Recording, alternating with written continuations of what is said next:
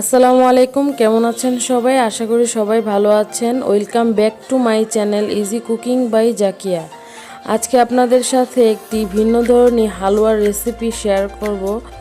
শুকনো খেজুরের হালুয়া। শুকনো খেজুরে রয়েছে প্রচুর পরিমাণে অ্যান্টিঅক্সিডেন্ট ও রোগ প্রতিরোধ ক্ষমতা বাড়ায়। এতে প্রচুর পরিমাণ ভিটামিন, খনিজ, ক্যালসিয়াম, পটাশিয়াম রয়েছে। তাছাড়া শুকনো খেজুরের রক্ত স্বল্পতা দূর করে থাকে। এই সুস্বাদু ও পুষ্টিকর রেসিপিটি আপনারা সবাই বাসায় ট্রাই করবেন। প্রথমে আমি এখানে 500 গ্রাম শুকনো খেজুর নিয়েছি। এই খেজুরগুলো আমি আগের দিন রাত্রে ভালো করে ধুয়ে পানি দিয়ে ভিজিয়ে রেখেছিলাম। এই শুকনো খেজুরগুলো ভালোভাবে ভিজে একদম নরম হয়ে গেছে। আর খেজুর ভিজানো যে সাথে পানিগুলো ছিল সেই পানিগুলো আমি একটি কাপে নিয়েছি। এই পানিগুলো যখন খেজুর ব্লেন্ডার করব তখন ব্যবহার করব। এই শুকনো খেজুরগুলোকে আমরা অনেকে খুরমা হিসেবেও চিনি, তাই আমি এটা খুরমা বলে সম্বোধন করছি।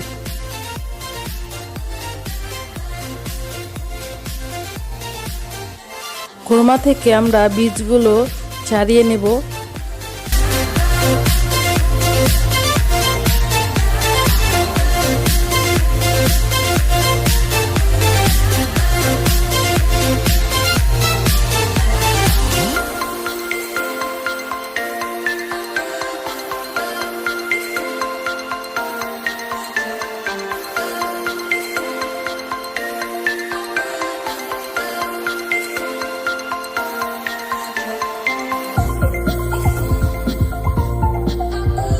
তারপর খুরমাগুলো একটি ব্লেন্ডারের জারে নিয়ে ভালোভাবে ব্লেন্ড করে নেব।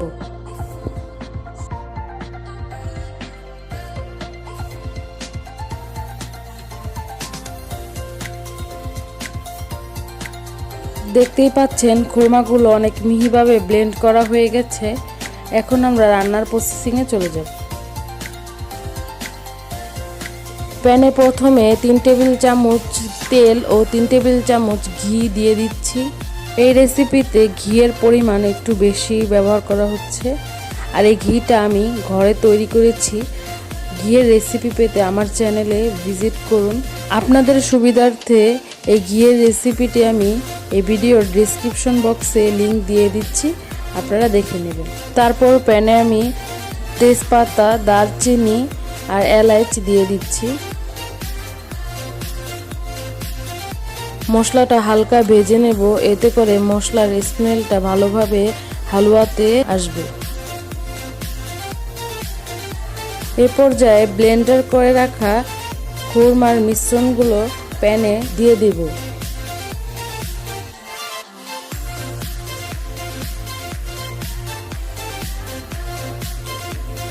চুলার আঁচ মিডিয়ামে রেখে খুরমার মিশ্রণটি ভালোভাবে নেড়ে 5 থেকে 6 মিনিট রান্না করে নেব।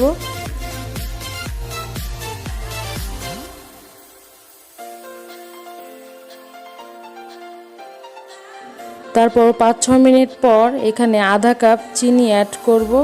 খুরমা তো এমনিতেই মিষ্টি, তাই চিনির পরিমাণ কম দিতে পারেন, আর যারা মিষ্টি বেশি খান বেশি দিতে পারেন।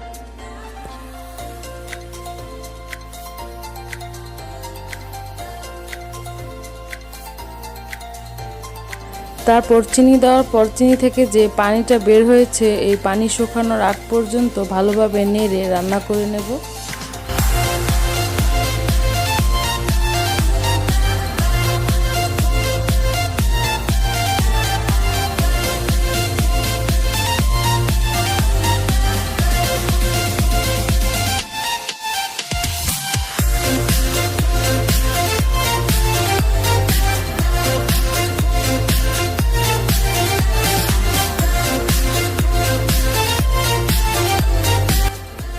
আমি এখানে 1 কাপ তরল দুধ নিয়েছি।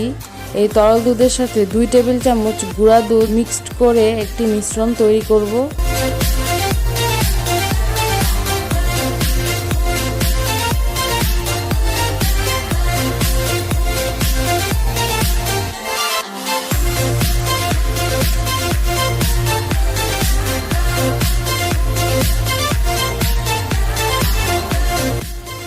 এ পর্যায়ে দুধের মিশ্রণটি আমি হালুয়াতে অ্যাড করে ভালোভাবে নেড়ে মিশিয়ে নেব। যে কোনো হালুয়াতে দুধ অ্যাড করলে হালুয়ার টেস্ট দ্বিগুণ হয়ে যায়, তাই আমি এখানে লিকুইড দুধের সাথে গুঁড়া দুধও অ্যাড করেছি। গুঁড়া দুধটি অপশনাল, আপনাদের হাতের কাছে থাকলে দিবেন, আর না হয়তো লিকুইড দুধটাই ইউজ করতে পারেন। দেখতেই পাচ্ছেন হালুয়ার কালার চেঞ্জ হয়ে এসেছে এবং হালুয়াতে যে পানি ছিল তা শুকিয়ে গেছে। এ পর্যায়ে বুঝে নিতে হবে যে হালুয়া রান্না হয়ে গেছে।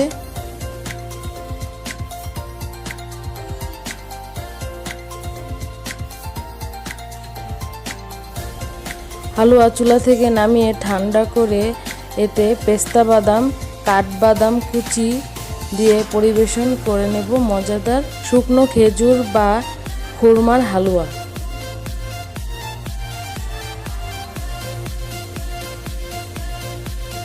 সম্পূর্ণ ভিডিও দেখার জন্য সবাইকে ধন্যবাদ, আর চ্যানেলটি সবাই অবশ্যই সাবস্ক্রাইব করে পাশে থাকা বেল আইকনটি বাজিয়ে দেবেন।